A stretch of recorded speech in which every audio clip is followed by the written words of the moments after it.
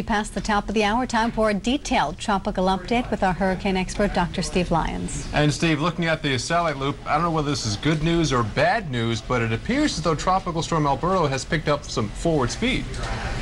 Yes, it has, Paul. Looks like it's surging a little bit toward the coastline, and if that's the case, that's actually some good news in that it's low tide right now. So if it comes on shore at low tide, that's a much better outcome than at high tide tomorrow, which is around noon. You can see the circulation there spinning around on the radar, and it's become a much broader circulation, and so the outer bands of strong winds are already pushing on the coastline right now, and that's producing some significant impacts, and I'll show you what those are right now. First of all, let's go to the upper air. We can see this little pulse of dry air in here. It's moving. It was moving around the circulation. All of a sudden, at the last minute, notice that jump there, that little jump moving toward the coastline.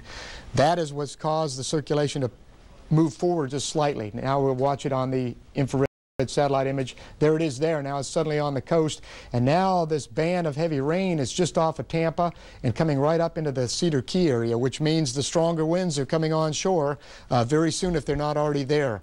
Now here you can see this band right along Tampa, and these winds in here probably have some wind gusts into the 50 to 60 mile per hour range.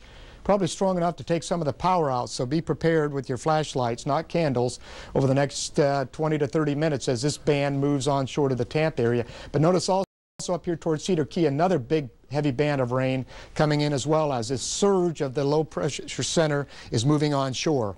Now what about the surge potential? Now right now the water is about 2 feet above normal in Clearwater, Cedar Key 2 feet above normal, and Apalachicola also 2 feet above normal. Well, what does that mean relative to the overall tide levels? Well, right now it's low tide, so the water level is actually looking like it's an average tide, but tomorrow around noon it's going to be 2 feet higher than that in Apalachicola, 4 feet higher at Cedar Key, and 3.5 feet higher in Clearwater. So even with the same surge you see right now, it's going to be basically this much higher at those locations, but we expect worse than that as the system comes in and the stronger winds come on shore. We could see some water rises as high as 6 to 9 feet along the coastline, 3 to 6 feet farther south and farther over toward Apalachicola. So watch out for the rising water along the coast the next 6 to 12 hours as the tide rises as well, and then the circulation moves inland and comes up along the southeast United States coastline. Paul?